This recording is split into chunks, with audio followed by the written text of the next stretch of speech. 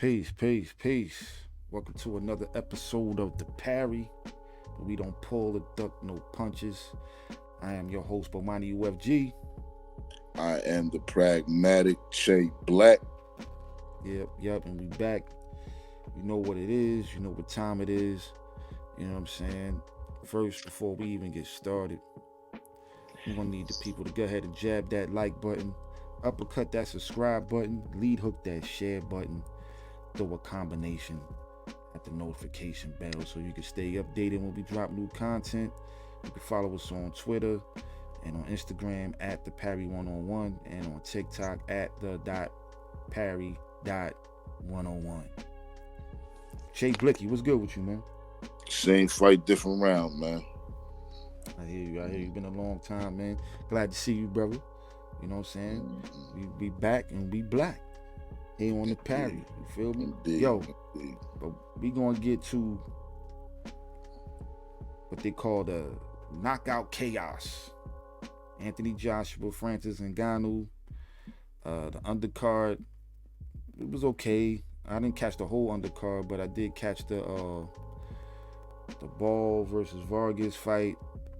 You had Joseph Parker versus Zhang Li Zhang, my man Big Bang Zhang, and of course the main event, which was Anthony Joshua, Francis Ngannou.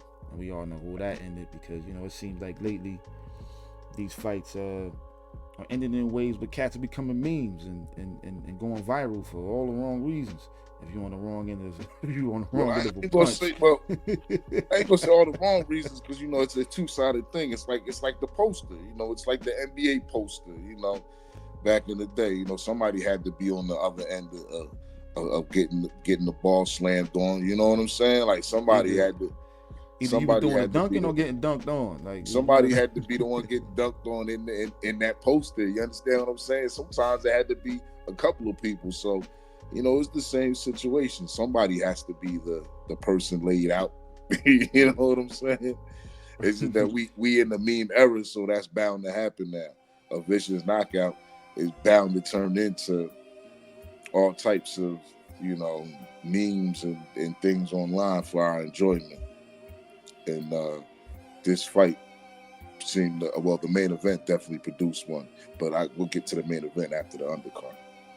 Real quick though, just to review, we'll get back to the Joshua and Ngannou obliteration. It was an obliteration, complete destruction, and I called it. I want some money. The undercard was good though. You know what I mean? The undercard. Yes. Let's talk about the undercard. Well, Vargas versus Ball. Really good fight. Ball kind of reminds me of a better Isaac Cruz, in my opinion. I actually thought he won the fight, but they gave the fight to Vargas. I think it's supposed to be, he's supposed to be people calling for a rematch. It seemed like Vargas don't really want that smoke. I don't blame him. You know what I'm saying? I think Ray Ford is saying he wanted to fight Vargas. That'd be a good fight. Ray Ford is coming off a great victory. He looked like he was down in the fight. He came back, knocked dude out, stopped him in the final seconds of the 12th round. One of the may end up being probably knockout of the year or round of the year, something. That man deserved some type of award for that performance, man. He was down, he came back, showed the grit, heart, determination, finished dude.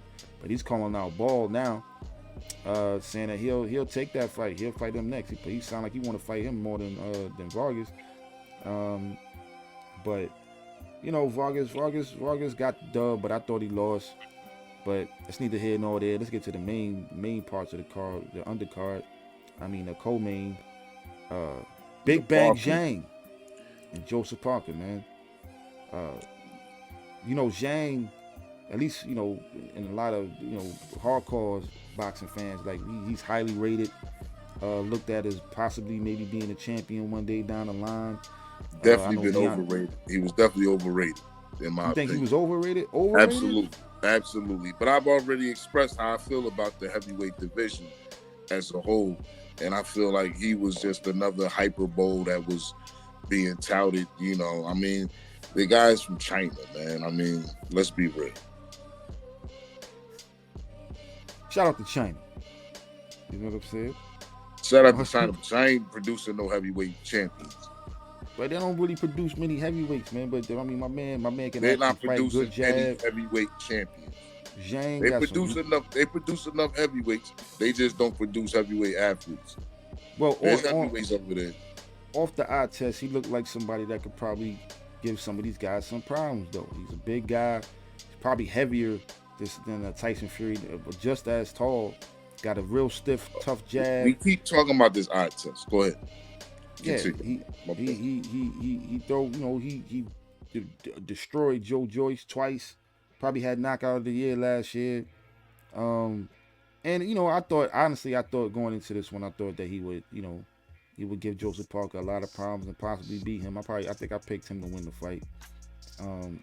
Joseph Parker coming off the Deontay Wilder victory, which I thought was kind of a masterclass performance.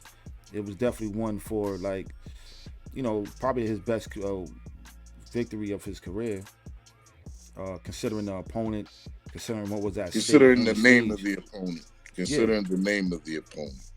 Man, I know. We already know you don't think highly of the heavyweight division. I get No, it. I didn't say nothing about the heavyweight division at this time. I'm saying, what I'm saying is this.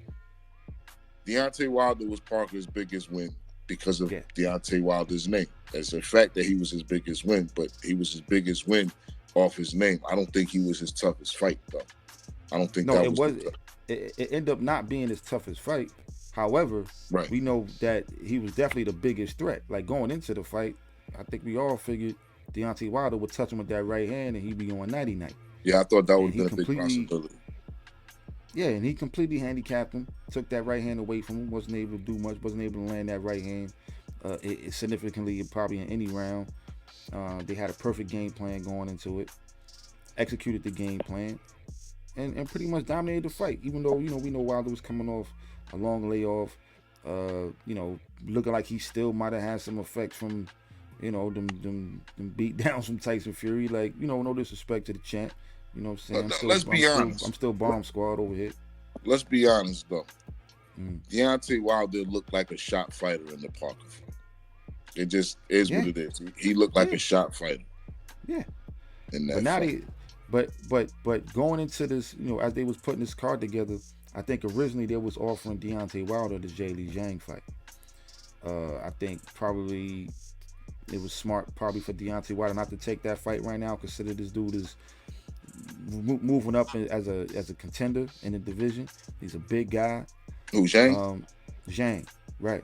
So Joseph Parker stepped up, took the fight, and, you know, he got knocked down twice. You know, he was gushing blood out his face. But pretty much, other than the knockdowns, he won every round. He was dominating. He definitely showed grit. He showed heart, and he showed determination. There's absolutely no mutt in Joe Parker. I wasn't really a Joe Parker fan, so to speak. I wasn't really a fan of the kid, but he's making me a believer with each fight. The kid is making me a believer with his determination. He has this determination and this will. Even in the Wilder fight, although it was pretty much a one-sided fight, he faced adversity early in that fight and easily overcame that adversity and wasn't determined. Wasn't deterred, stayed determined. Whereas in this fight, he faced even more adversity and still showed that same type of determination. Being cut, being down. These are things that people silently quit in the ring, you know, facing these type of situations. You know, we seen Oscar De La Hoya, I should say, we seen Shane Mosley somewhat quit in a fight with Vernon Forrest under these same situations. And I don't mean quit as meaning stop fighting, but more or less get in survival mode as opposed to trying to win. And with that said, we keep talking about this eye test because I've always believed that Zhang was overhyped. And we keep talking about the eye test, but how valid is an eye test when you're knocking off tuna fish? You know, how valid is the eye test when, you know, we're knocking out guys who drive cabs for a living? How do we really know how good? I remember fighters like Randall Bailey. Um, you know, I remember fighters like Kermit Citron, and I would watch these fighters, and you couldn't tell me watching these fighters that they weren't gonna be something great. Like there wasn't Sean nothing Bay Mitchell. special there. Sean Bay Mitchell, another example. I watched these are fighters I watched early, and I looked at these fighters, and you know, for whatever it was, they was a bust in that sense. They didn't fulfill their promise. You know, I remember Yusef Mack coming up, you know, and I don't even want to mention his name. But I remember when Yusef Mack was somebody that was thought to be a prospect. I remember when Jerson Ravella, who did nothing, came out of the Olympics, out of DR, was supposed to be something. And he was fighting out of North. So these eye tests, I'm just asking the question, how valid are these eye tests when these fighters are fighting complete nobodies? You know, Ricardo Lopez, you know, these guys, not Ricardo Lopez, sorry, excuse me, Ricardo Williams. You know, these are fighters, what was my man, Panchito? What was Panchito's name? Francisco Bajada. You know what I mean? Another guy, he came out looking dangerous, little Mexican kid. You know, he came out looking like he was the complete goods off the eye test and was a complete bust. But off of the eye test, he looked like these were legends in the making in some cases. And so that's what my question is. How valid is the eye test when these guys aren't fighting anybody? Well, I think the only validity of the eye test is that you're going off what you see. You know, it's basically like, you know, the expectations you. And I think you can do that in any sport, right? Like you see a kid on the basketball court. You know what I'm saying? Maybe playing high school ball. Yo, this kid got handles. Yo, this kid jump shot is crazy. Yo, he got hops. This, that, and the third. And you be like, yo, this kid got all the skill set to make it to the pros.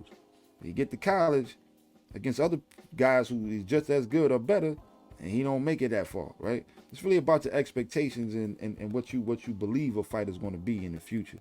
I don't think there's really any validity in it per se, like it actually means something. It's more of an expectation you have for a guy based off what you're seeing.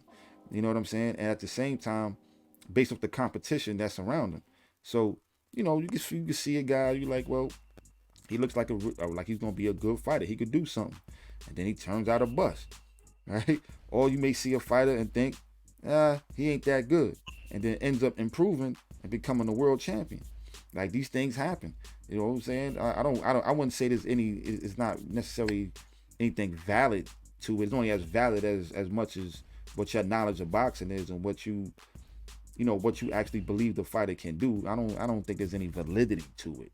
It's more of just an expectation you have for guys. Like I think Zhang is a good fighter. Like I think he's a good fighter. I think he's a big guy that can punch, that got a fucking hard thudding jab that can really do some damage to a lot of these guys in the division. But I thought he would beat Joseph Parker. It's almost like a fight prediction. But you'd be like, yo, these two guys are fighting. Fighter A is gonna win this fight, but Fighter A ends up getting knocked out. Well, you thought wrong. Same thing. You know what I'm saying? I don't think it's real valid. You can't win a championship off the eye test. That ain't the test. The test comes in the ring when you actually fighting somebody of a high caliber that is going to push you, that's going to test you and get you to where you need to be. So at the end of the day, ain't no validity to it. Like they don't win nothing for the eye test.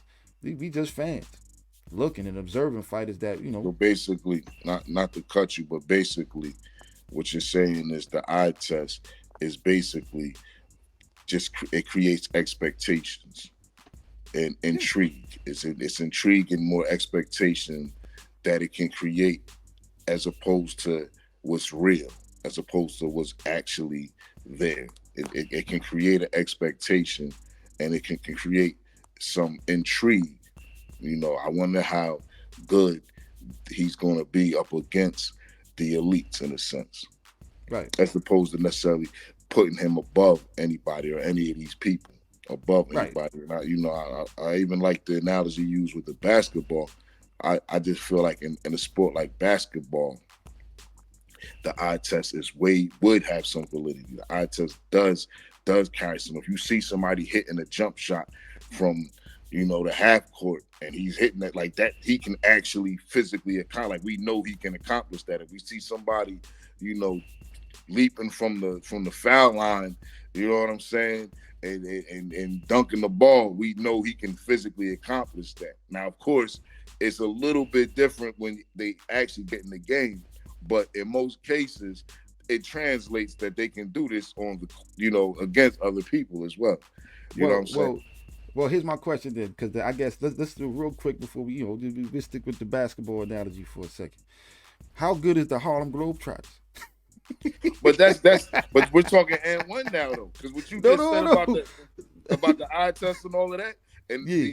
you're talking about the guys who we do see, and then they get into college, and like you're talking about the guys we do see in high school playing up against boys, and once they start playing up against men, we see the difference. Or even in the cases of people playing in college, and when they actually make that to the big leagues, it's a difference. We do actually see that. I remember a couple of kids, you know what I'm saying, that didn't make that translation when they came from college to the pros or whatever. So yeah, it happens. So when you say the whole time when you were saying that, when you're talking about the eye test, I'm thinking there's a whole league, the N1 league. I mean, Harlem Globetrotters was a good. Yeah, that's a good parallel as well. Well, my point, I break up the Harlem Globetrotters because it's like, yo, you look like the Harlem Globetrotters lost maybe one game or two games to the Washington Generals. But if you playing the Washington Generals, you realize that, right? Yeah, I know. Okay. But but if you playing the Washington Generals, you look like an elite team. But let the Harlem Globetrotters play the Golden State Warriors, or you know what I'm saying, or play the Chicago Bulls from the '90s, Jordan and them, they getting washed. So I passed the eye test against the Washington Generals, man. But they, just because I don't know about that. I've never watched the Harlem Globetrotters and thought they can beat an elite actual basketball I'm team. saying, but they have this. Because even when they play the Generals, you gotta understand they always got to come back to win. It's a whole little routine. It's a routine that they have. It's all scripted, but they have the skill, the handles that some of them guys can shoot. Like they got all the skills that these guys are professional level basketball players. Yeah, but they not elite. But they passed the eye test. They beat the Washington Generals. These are the cab drivers we talking about. These are the cab drivers we talk about. Some of these guys are beating that you mentioned. You know what I'm saying? The cab drivers are the Washington Generals. I don't know if the Harlem Globetrotters, to me, the Harlem Globetrotters have never passed an eye test. To me, that would make me say, yo, these jokers can go out there and beat the Chicago Bulls. You know what I mean? The Bulls was the Bulls. You know what I'm saying? You know what I mean? I wonder how they would look up against the Supersonics back when they was Sean Kemper. Supersonics, exactly. Supersonic. I wonder how they would look up against them. I've never seen them and thought that personally. I always looked at the Harlem Globetrotters and said, wow, that's fascinating. That's dope. That's cute what they just did. You know what I mean? They can't do that in the real game. Yeah, you ain't doing. Actually, that's a travel. What you doing right there? You ain't doing that. You ain't doing that bullshit in the real game. But back to the boxing though, man. Zhang Zhang, Joseph Parker. I thought it was a good fight. Great performance from Joseph Parker. But let's get to this main event, man. Joshua Ngannou. Now, Ngannou coming off a disputed loss. Some people feel like Ngannou should have got the dub against Tyson Fury. But I tell people, whenever I discuss this fight, because it seemed like ever since that fight, I've been having this conversation with casual fight fans and hardcore boxing fans about the Fury Ngannou fight. And, Fury clearly wasn't in shape for that fight. Because if you look at him now, like if you saw him this past Friday, Fury looks insane right now. He looks like he's in pretty good shape. Jab, cross, hopping all around. He looks like, but you see how he looks a lot leaner. His suit fitting him all. You know what I mean? He ain't got the belly fat in the back with jelly rolls rolling. He look like Luke Longley now. I mean, Greg Oster tag or something. Yo, when he was in the ring against Ngannou, he looked flabby and sick. He Yeah. ain't look like he really trained for the fight. Yeah. And he took him lightly, man. And he got caught with a left hook, put it on his ass, put him on his back pockets, and that was that. It was just a bad look for somebody who is one of So the you're heavyweight convinced? champions of the world. What? You seen this boy training, and now you're convinced that he didn't take the fight serious and that he didn't train properly. You're convinced that he was out of shape and didn't take the fight, and that was, and I'm guessing that the performance that Ngannou had against Joshua kind of validates that. No. I think everybody who knows boxing predicted Tyson Fury to pretty much dog walk Francis Ngannou. And dog walk, easy. Yeah, and it's not based off anything other than the fact that, one, you talking about a world class. I'm talking about in today's crop of fighters, right? He's world class. He's of the elite of the heavyweights. He's either, if he's not the best, he's one of the best. No, he's the best heavyweight in the world right now. Okay, we both agree on that, right? Nah, man. The best heavyweight in the world going up against probably the best heavyweight in MMA coming into his sport. Never had a professional fight in boxing in his life. Going against the heavyweight champion of the world, I think it was quite easy to say he's going to get dog walked. Now, if you look, because I will dare anybody to prove me wrong on this. Go back and look at how he looked when he fought Deontay Wilder. Not how he fought, how he physically looked. And then look at how he looked when he got in the ring. I already done did it, so I'm confident in what I'm saying. No, he looked like he was on vacation. It's not a question about it. He looked like he didn't take it. He talked all that how he was taking his trainer exercise. It looked like he actually did that in reverse. He looked like Damon Wayans in The Great White Hype. You know what I'm saying? when he came out to fight, you feel me? Like he looked crazy, man. He looked like he had like he was fresh off a few beers, maybe an 8-ball, and definitely. You know what I'm saying? Definitely. And a bunch definitely of donuts. Looked like some things was going on that shouldn't have been going on, man. Yeah. You know what I'm saying? And he got caught, got dropped, and it made for actually it was the perfect build up for this fight, right? It was the perfect build up for this fight. It definitely created some drama for this fight. Right. So now you about to fight Anthony Joshua, somebody that is looking to fight Tyson Fury at some point. You line up this fight. Anthony Joshua now is coming off, I think he had 4 fights in 12 months last year. This is his 5th fight in over a little bit over a year.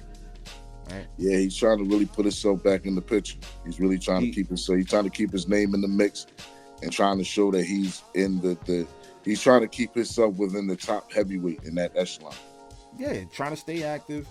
I believe, his last fight when it wasn't Hellenius. He knocked out Hellenius, then he knocked out I can't think of homeboy's name. But his last fight was against what was the dude's name? It was against Valine. Yeah. Otto Valine. Yeah, yes. The southpaw. Yeah, so he knocks him out. Knocked out Hellenius before that. He's coming off 2 knockouts. He had the Deontay Wilder fight lined up. He loses to Joseph Parker. So now we get him versus Francis Ngannou. And he did what Tyson Fury should have did. What I thought would happen. Somebody that's inexperienced. I don't care if Mike Tyson training him. And no disrespect, he got Dewey Cooper. And no disrespect to Dewey Cooper, but he got Dewey Cooper in his corner, training him. There's nothing you talking about a Olympic gold medalist, a 2-time unified heavyweight champion, and he done shut a lot of power off, man. He done, it was a lot of unpaid light bills when cats got in the ring with this man. So, and everybody was talking about Ngannou's power. Granted, he dropped Tyson Fury, but he was knocking out cats with 4-ounce gloves. Now you fighting in 8-ounce gloves. Or 10, was it 10 or in heavyweight? What is it, 10 or is it 8? Eight, right? They fight with 8-ounce gloves, no? Yeah. Yes. So now you fighting in 8-ounce gloves against somebody who can punch, an actual trained boxer, world class, one of the best heavyweights of this era. What did we expect? I called it. I made some money on this fight. I made some money betting some co-workers. Everybody's MMA fans. Everybody believed what happened against Tyson Fury could happen against Anthony Joshua. And this is what I said. Anthony Joshua's coming off 4 fights. He's been active. You got one guy who had 1 fight. And he's 0-1.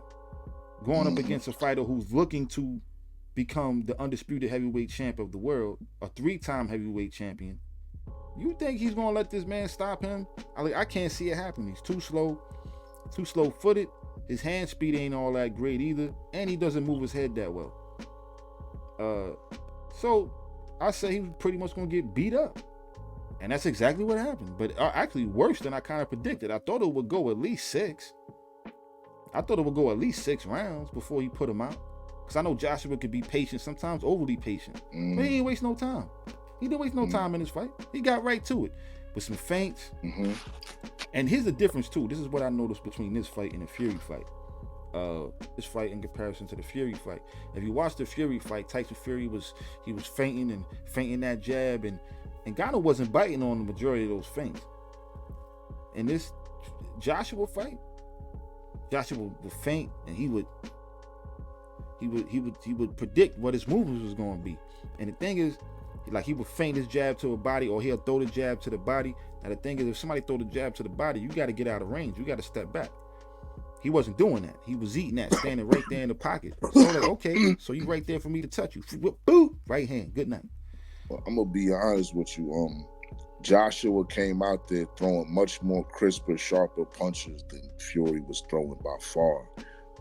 Fury was throwing a lot of clubbing shots, a lot of those shots, a lot of hard slapping shots. It looked like he was throwing in that fight. This fight, Joshua came out here and was boxing. He came out here and literally sized him up. He literally sized his opponent up, worked him, and put him out. You right, man. You know, and you know, I think that it's unfortunate that, you know, Fury is the number 1 heavyweight in the world, and with and how you say my man's name again? Man, Ngannou. Yeah. The way Ngannou was. Yeah, goody goo. I was thinking, yo, it's messed up because that's what I was thinking. I just didn't want to say it. I was like, and it messed me up trying to say the man's name. But Ngannou, the way he fought, the fight he put up with Fury, really, I mean, it was good enough to get him ranked by the WBC. That's laughable, man. Let's be honest. But this was bound to happen, though. That's what I'm trying, like, so the question is, and it goes back to we had an episode about this. You know, is Fury done? What's up with Fury really? You know, we see him losing the weight, we see him coming back looking all slim, and we see him in the gym. But does that mean that his timing is still on? Because his timing still seemed off. As out of shape as he seemed, it still fathoms me that he couldn't get the job done, even being out of shape. And I understand the argument, but I'm just saying, even being out of shape, the class that Joshua showed that in like the class separation of heavyweight championship boxing that Joshua showed separating him from Ngannou. Like, Ngannou has no, like, he has no boxing skills. You understand what I'm saying? He might be able to go in there and look nice for a second, but Joshua showed he absolutely cannot box. Absolutely cannot box on that level. He might be able to go to the wire and bust some heads open, but he ain't at the level that we're talking about. At this level, he does not belong at that level. And the way Fury had it looking like he did belong at that level, questions is Fury's place. Is Fury still number 1? Riddick Bowe after getting the win, a disqualification win against Andrew Galata, came back looking slimmer than he had looked damn his whole career. If you remember how Riddick Bowe came to the rematch of the Galata fight, how he looked, he was chiseled. Like, I ain't seen Riddick. He hadn't looked like that even in the first Evander Holyfield fight. He didn't even look like that. Right. You know what I'm saying? When he first started fighting, he was pretty, you know what I mean, in pretty good shape. But as the years went by, he looked like pounds, man. Then he looked like when he fought on the undercard of Tyson Rutter. Right. You know what I'm saying? Like that's how Bowe came out looking. So when Bowe came out, but we seen he came in the fight. What did it mean? I mean, but if you're asking if Tyson Fury, if I still is Muhammad Ali up against Larry Holmes. I take that Ngannou fight strictly as I'm gonna go in here and beat this guy. He can't say me. I'm coming off the couch and pass me a beer. I'm gonna go like the dude didn't come in there prepared, bro. He didn't. It was a pay grab, yo. Because honestly, look. But he wasn't able to have his muscle memory move him around that ring to avoid that shit. Yo, he won the fight. He won the fight. What happened? He got dropped, but he won the fight. Okay. Now you're talking semantics. Now he won. No. What I'm saying is, as much as bad as he looked, he won the fight. I'm not saying he looked good. I understand what you're saying. What I'm saying is he came right off the couch. He came right from the dealer, right from the bar. He came right off the line. Right off you know, fresh off that bump. Bump. Right off that flake. You know what I'm saying? Man. And he got in the ring against somebody who was determined, who was looking to hurt him. You know what I mean? He got caught with a left hook. And then he got dropped. I mean, now was a lot more at stake. I don't know what his purse was for the Ngannou fight. I'm pretty sure he got probably paid upwards of $20 million. You know what I'm saying, for that fight, just to fight somebody that don't have no experience. It was a money grab, man. It was a step up from Jake Paul versus Tyron Woodley. You know what I'm saying? Like it was a side definitely show. Was a money grab. I just think that he should have been able to look a little bit more impressive. And I mean, we're gonna see a lot in this next fight. But not to take, because right now I feel like we're taking away from Joshua and his performance with all the talk on Fury. On Fury, right? With Joshua, where does Joshua go next from this fight? Because I mean, I know they're already talking about. I know he's eyeing a fight with Fury, which would be huge over there in England. Like that would be huge to see them two blokes in the ring. You know what I'm saying? They would love that. I think that fight is global. But I think that a great fight for Parker would be Joshua. A great fight for Parker. I think that Parker has proven enough to garner a heavyweight championship fight. Especially with today's division. But I think that a fight with Joshua, he defeats another former heavyweight champion. That right there makes him a no-brainer for the next contender to fight for that crown, for the heavyweight championship of the world. I actually couldn't agree with you more. I didn't think about that because if the question is okay, what's next? Because like this is pretty much this was a walk in the park for Joshua. This wasn't. He could turn around and fight 3 months from now. Pretty sure. Like it's nothing. Right. He Absolutely. He didn't take any he damage. 6 weeks from now. Yeah, he barely broke a sweat. And he made $50 million. Jesus. He made $50 million for a round and a half of work. Holy moly. 50 million. All right, anyway. Yeah, 50 million. Woof. Woof. 50 million. I didn't think about that for a second. 50 million. That's, man. And he obliterated him. You know what I mean? They partied hard. Like, oh yeah, it's on me. Don't worry about it. It's on me. I got this. 50 million. That's so. These numbers is crazy, man. That these fighters are making. Now, I remember got 20 million. I remember when 35 million, and this was paid to Evander Holyfield in the second Tyson fight, was the highest purse.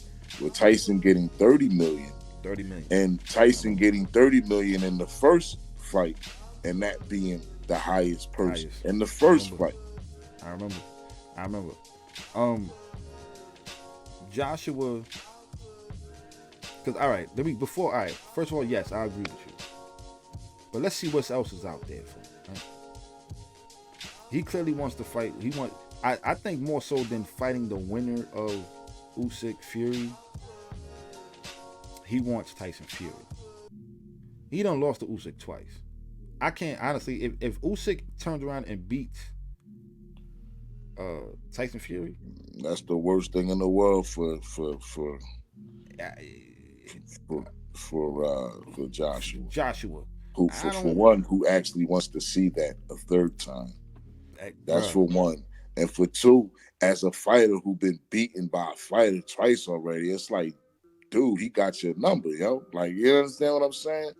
I will say it'll be a great story, not to cut you, pardon. So I will say it's a great story though, if he's able to beat him in the third fight and become undisputed. It would be a great story, and I'm gonna be honest with you. Here's the reality. Let's just look at the scenario and say Fury beats Usyk, and then Joshua gets the fight with Fury and beats Fury. Let's just say this scenario actually happens in this fashion. Well, in order for Joshua to be a complete champion, he still has to face Usyk again. There's still that lingering loss. There's still that I own this over you. You know what I'm saying? The gateway to greatness from that point is through Usyk at that point. You understand what I'm saying? So no matter what, Usyk is on the horizon for him if he's looking for greatness, as long as Usyk is still active. You understand what I'm saying? Because even Usyk losing to Fury, Joshua beating Fury, Usyk is still in the corner saying, well, you can't beat me, bro. I deserve I deserve a shot because you can't beat me. You on fire right now. That's a fact. I agree that for his role to be, I mean, I think he might have, now mind you, the bar, you know, what I'm about to say may sound crazy. Not to me, but it may sound crazy to you. But we got to understand where the bar is at now in regards to this era of heavyweight boxing. Okay. I just think Joshua probably is already a Hall of Famer based off his accomplishments. Right? I'm not saying resume, even though I think he probably got one of the better resumes in the division, if not the best resume in the heavyweight division. But you ain't saying much. I'm not even gonna hold you. You ain't saying much, but he probably got the bit because he got a win over Joseph Parker. He got Klitschko, and I'm gonna leave it there. But anyway, he's probably already a Hall of Famer. But however, we talking about greatness because Usyk is the real deal. Like he's not like he ain't one of them. He ain't the rest of the division. He's the real deal. Like Fury. Fury's the real deal. He ain't the rest of the division. Like these dudes. Who the Usyk just like? Daniel Dubois. And he caught the body shot. Remember, he got hit with a body shot and went down. Everybody thought that count was super long. And he was. I was gonna say if I could. No, he said it was a low blow. If I recall correctly, there was a gift in Usyk's last fight. He was given a gift. Yeah, I would agree with that. I would agree with that, but that don't take away from one the skill that man has and the threat that he is to probably anybody in the division. I mean, he's a unified heavyweight champion. He beat Anthony Joshua twice, and he ain't beat him because he's a knockout puncher. He's highly skilled. You know what I'm saying? Yeah, he's definitely highly skilled. He's a former cruiserweight. Yeah, and he's on a lot of people's pound for pound list. You know what I'm saying? As a heavyweight, he's on people's pound for pound list. Like Anthony Joshua's nowhere near on nobody's pound for pound list. He's not top 10, definitely not. You know what I'm saying? But anyway, with that being said, to your point, if Anthony Joshua wants to be great or be considered a great, Now, Hall of Famer is one thing. There's a lot of people in the Right. Hall of Yeah. Fame that ain't Yeah. necessarily I'm not even considered gonna great. argue that because there's a big possibility that he already is a Hall of Fame. I don't know that to be a fact, but with some of the people that have been inducted into the Hall, I mean, he has a better resume than a lot of people I know. Yeah, this is what I'm saying. This is what I'm saying. But now we talking about your name gets etched in another arena. You ain't just getting a plaque or a statue in the hall, but now your name is mentioned amongst the elite or the greats of particular eras. You get to be compared to Other the eras. Tyson. Yeah, Now you're immortal. Now you're right, in the era of immortality because they mention you like they mentioned Lennox Lewis with Joe Lewis. You understand what I'm saying? right, right. You know, Now you get to be now you're gonna have to go through a fight. If you beat Fury and Usyk and become a three-time heavyweight champion and a two-time unified and one-time undisputed heavyweight champion, I think you're gonna have to. I think where he ranks amongst the immortal is a different conversation. yeah, But you have absolutely. to now include him in the conversation. So I agree with that. Like you're gonna have at some point. There's no way around another Usyk fight. Yeah, If the unless he gateway to loses, greatness, the gateway to greatness for Joshua is through Usyk. I would say through Usyk and Fury because you're gonna have to beat Fury Oh first. yeah, dude. Well, I'm assuming we're already past Yeah, that right. point for me to make that statement. But you're right. Right. It's through Fury and Usyk. To be honest Yeah, with you, it's through both of them fighters. yeah, You man. know. But shout out Anthony Joshua, man, for probably the knock. Right, at least right now, the knockout of the year.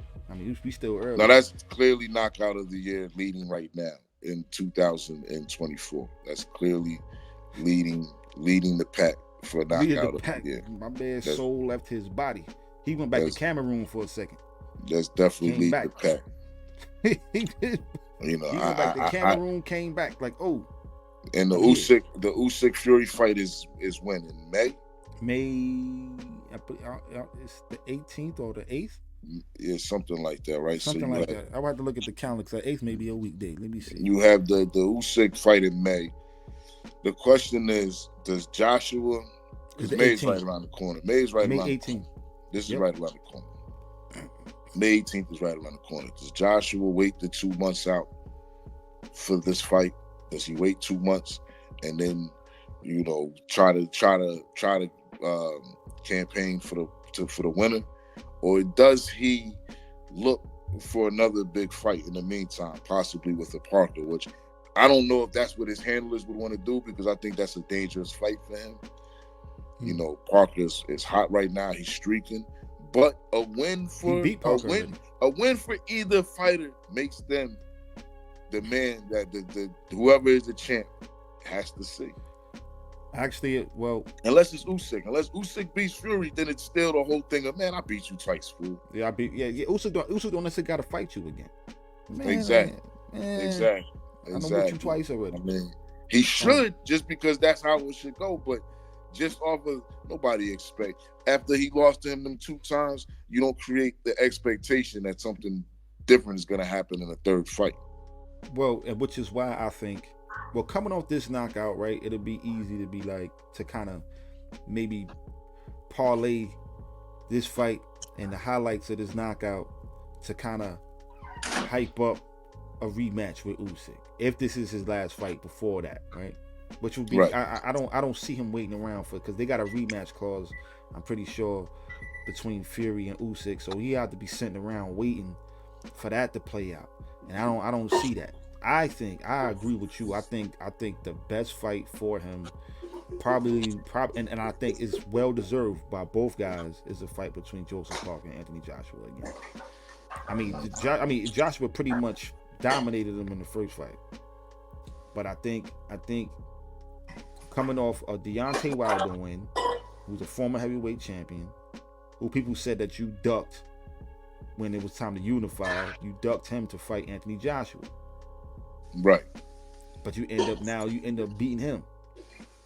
So then you fight a highly touted heavyweight contender in Zhilei Zhang. and you pretty much, I can say you dominated. He got dropped twice, but it was a Yeah, he didn't dominate, but he kind of dominated. Outside of that, he did. He kind of did. Outside of the most of the knockdown, fight, it was a one-sided fight, with the exception of that's what made it not a complete domination, was the fact that he got dropped and that he wore some markings. He had some cuts. Yeah. Outside of the knockdowns, you know what I'm saying? I mean, he might have lost a couple early rounds, but outside of the knockdowns, he pretty much showed he was the better fighter. So I think he earned his spot to fight somebody, to put himself in line now to see if I could get my hands on the Fury Usyk winner. And I think pretty much there's nobody else for him to go through other than Anthony Joshua again. So I think if I'm Joshua's team, okay, we're gonna have to let the dust settle between Fury and Usyk, probably in 2 fights. Let me fight Joseph Parker. Shout out Anthony Joshua for probably the knockout of the year. Shout out Francis Ngannou for getting a $20 million nap. And this is another episode of the Parry. I just want to remind, what I'm saying, the viewers, our supporters. Shout out all of our subscribers, man. All our followers on our private Facebook group.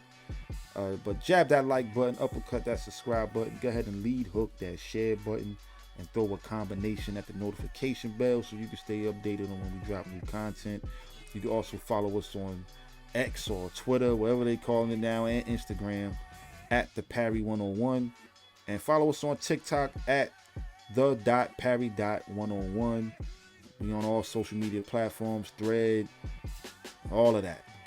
But yeah, once again, this has been the Parry with our fight review of Joshua Ngannou, and I'm your host, Bomani UFG. I am the pragmatic Shea Black, and this is the Parry.